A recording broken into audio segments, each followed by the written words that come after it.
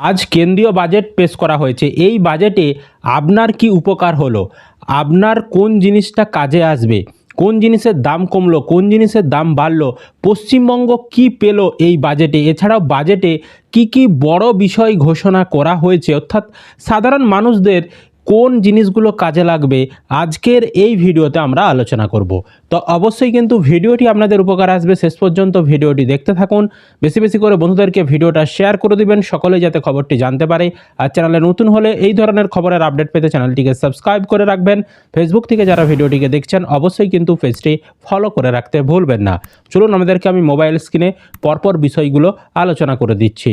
দেখুন, এই সংক্রান্ত আপডেটে বলা হচ্ছে কেন্দ্রীয় বাজেটে জনসাধারণের প্রথম প্রত্যাশা থাকে ট্যাক্স কতটা কমছে। এই দিকটিতে আমজনতাকে নিরাশ করলেন নির্মলা সীতারামন। নতুন কোনো আয়কর ছাড়ের কথা ঘোষণা হলো না, বাড়ানো হলো না স্ট্যান্ডার্ড ডিডাকশন লিমিটও, অর্থাৎ আগে যেমন ছিল এখনও কিন্তু সেরকমটাই থাকছে। আয়কর হারে কোনো বদলও হলো না, শুধুমাত্র বাড়ল আয়কর রিটার্ন জমা দেওয়ার সময়সীমা।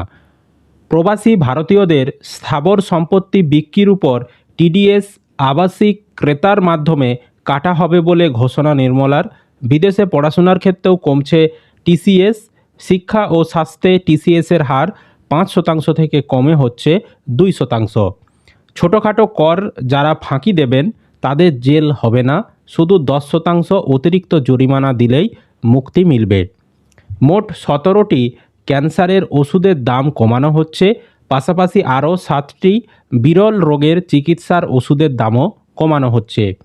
কয়েকটি ঔষধ এছাড়া বৈদ্যুতিক যান, চামড়াজাত পণ্যের উপর থেকে শুল্ক কমানো হয়েছে, ফলে এইসব পণ্য সস্তা হচ্ছে। আবার ঘড়ি এবং অ্যালকোহলযুক্ত পানীয়র দাম বাড়ছে শুল্ক চাপানোর জন্য। বিমানের যন্ত্রাংশের দাম কমবে, দাম কমতে পারে মাইক্রো ওভেনের, দাম কমছে সুগারের ওষুধেরও। সোলার প্যানেলের দাম কমছে, সস্তা হতে পারে ভারতে তৈরি স্মার্টফোন। তো আমরা কোন জিনিসের দাম কমছে, কোন জিনিসের দাম বাড়ছে আমি আলাদাভাবে একটু পরেই আলোচনা করছি। তারপর দেশ জুড়ে মোট 7টি হাই স্পিড রেল করিডোর তৈরির ঘোষণা করা হয়েছে।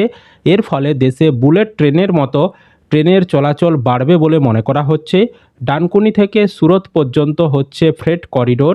হাই স্পিড রেল করিডোরের তালিকায় রয়েছে মুম্বাই পুনে, পুনে হায়দ্রাবাদ, হায়দ্রাবাদ বেঙ্গালুরু, হায়দ্রাবাদ চেন্নাই, চেন্নাই বেঙ্গালুরু, দিল্লি বারাণসী এবং বারাণসী শিলিগুড়ি। সামরিক খাতে সর্বোচ্চ বরাদ্দ হলো এবারের বাজেটে। গত বছর সামরিক খাতে বরাদ্দ ছিল 6.81 লক্ষ কোটি টাকা, এবার তা বাড়িয়ে করা হয়েছে 7.85 লক্ষ কোটি টাকা। এইমসের আদলে এবার দেশে তৈরি হবে 3টি all India institute of Ayurveda. ভারতকে মেডিকেল ভ্যালু ট্যুরিজম হাব হিসাবে গড়ে তোলা হবে। তামাকজাত পণ্য যেমন পান মশলা, খৈনি এবং গুটকার উপর ট্যাক্স বা কর বসানোর নিয়মে বড়সড় বদল এসেছে। আগে এই পণ্যগুলোর উপর 28% জিএসটি ছিল, এর সাথে আলাদাভাবে যোগ হতো কম্পেনসেশন স্যাস। সব মিলিয়ে মোট ট্যাক্সের পরিমাণ 50% এর বেশি হয়ে যেত। নতুন নিয়মে এখন আর আলাদা করে কোনো সেস দিতে হবে না, পরিবর্তে সরাসরি 40% জিএসটি বসানো হয়েছে। এবার যে বিষয়টা আলোচনা করব, পশ্চিমবঙ্গ কী পেল এই বাজেটে, যেটা আপনাদের জেনে রাখা অত্যন্ত গুরুত্বপূর্ণ। না, এখানে বলা হচ্ছে 2026-এ বাংলায় বিধানসভা নির্বাচন। সেই অঙ্ক ধরে রাজনৈতিক মহল ভেবেছিল বাংলার জন্য ঢেলে প্রকল্প ঘোষণা করা হবে এই বাজেটে, কিন্তু বাজেটে সেভাবে কিছুই পরিলক্ষিত হয়নি।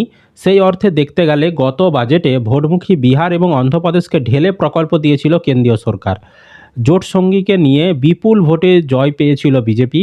এদিনের বাজেটে বাংলার কপালে কিছুই জোটেনি বলে অভিযোগ করেছে তৃণমূল কংগ্রেস। তৃণমূলের বক্তব্য, বাংলা নিয়ে কোনো মাথা ব্যথা নেই, বাংলা নিয়ে কিছু করবে না, বাংলার জন্য একটা শব্দও নেই। এবারের বাজেটে দেশের পূর্ব দিকের রাজ্য ও উত্তর পূর্বের রাজ্যের দিকে বিশেষ নজর মোদির সরকারের। এই বাজেটে ইস্ট কোস্ট ইন্ডাস্ট্রিয়াল করিডোরের উন্নয়নের দিকেও নজর দেওয়ার কথা ঘোষণা করেন কেন্দ্রীয় অর্থমন্ত্রী। এর ফলে দক্ষিণে তামিলনাড়ু থেকে দুর্গাপুর পর্যন্ত যোগাযোগ ব্যবস্থা আরও দ্রুত ও মসৃণ হবে। ভোটমুখী বাংলার জন্য বিশেষ ঘোষণা করেন অর্থমন্ত্রী। ডানকুনিতে তৈরি হবে পণ্য পরিবহনের বিশেষ করিডোর, একই করিডোর তৈরি হবে সুরটেও। এছাড়াও 7টি হাইস্পিড রেল করিডোর তৈরির কথা বলা হয়েছে, যার মধ্যে একটি হবে শিলিগুড়িতে। দুর্গাপুরে শিল্প করিডোর গড়ে তোলার প্রস্তাবের কথা ঘোষণা করলেন কেন্দ্রীয় অর্থমন্ত্রী। বর্তমানে দেশে 2টি ডেডিকেটেড ফ্রেট করিডোর চালু রয়েছে। পূর্বাঞ্চলের করিডোর লুধিয়ানা থেকে ডানকুনি পর্যন্ত বিস্তৃত, অন্যদিকে পশ্চিমাঞ্চলের করিডোর দাদরি থেকে মুম্বাইয়ের জওহরলাল নেহেরু পোর্ট পর্যন্ত বিস্তৃত। নতুন ঘোষিত ডানকুনি সুরাট করিডোর কার্যত এই 2টি রুট সংযুক্ত করবে। কেন্দ্রীয় অর্থমন্ত্রী নির্মলা সীতারমণ ঘোষণা করেন দেশে 5টি পূর্বোদয় রাজ্যে 5টি পর্যটন কেন্দ্র তৈরির কথাও ঘোষণা করেন। এছাড়াও এই রাজ্যগুলোর জন্য 4000 ইলেকট্রিক বাসের কথাও ঘোষণা করেন তিনি। এছাড়াও দেশের উত্তর পূর্বের রাজ্যগুলোর উন্নতিকল্পেও একাধিক প্রকল্পের কথা ঘোষণা করেন তিনি। ইস্ট কোস্ট ইন্ডাস্ট্রিয়াল করিডোর হলো পশ্চিমবঙ্গ থেকে তামিলনাড়ু পর্যন্ত বিস্তৃত দেশের প্রথম উপকূল ভিত্তিক করিডোর। বন্দর, জাতীয় সড়ক, রেল ও শিল্প ক্লাস্টারকে একে অপরের সঙ্গে মসৃণভাবে জুড়তে করে তৈরি করছে এই করিডোর। এই করিডোরের প্রধান লক্ষ্য হলো লজিস্টিক খরচে হ্রাস টানা এবং রপ্তানির জন্য প্রয়োজনীয় উৎপাদন বাড়ানো। তো এই ক্ষেত্রে জোর দেওয়া হলো ইস্পাত, পেট্রোকেমিক্যাল, ইলেকট্রনিক এবং এমএসএমই খাতে। তো বিজেপির বক্তব্য, সার্বিকভাবে বাজেট পেশ হয়েছে, ট্যুরিজমের উপর গুরুত্ব দেওয়া হয়েছে, মেডিকেল ট্যুরিজমে বাংলা যথেষ্ট সম্ভাবনা আছে। রেলের ক্ষেত্রেও কিছু ঘোষণা হয়েছে বাংলার জন্য।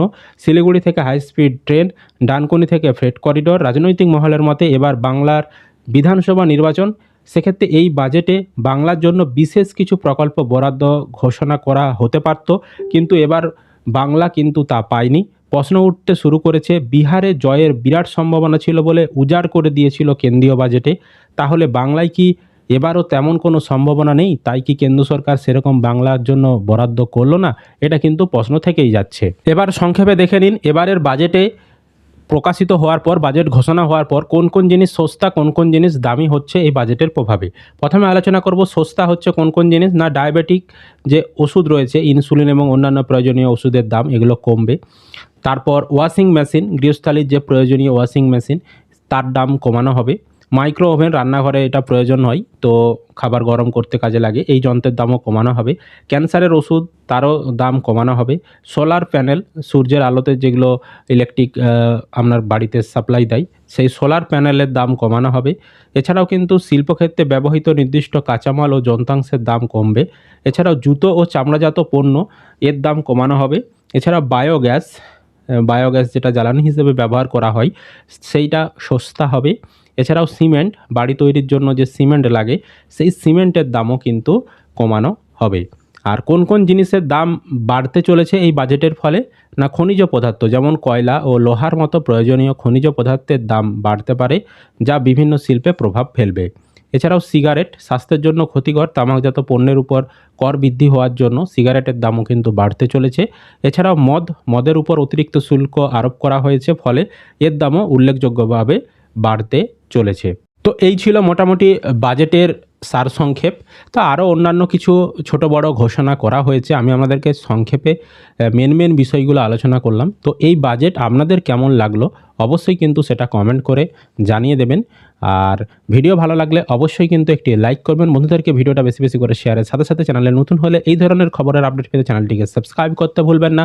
আর ফেসবুক থেকে যারা ভিডিওটিকে দেখছেন অবশ্যই কিন্তু পেজটি ফলো করে রাখবেন।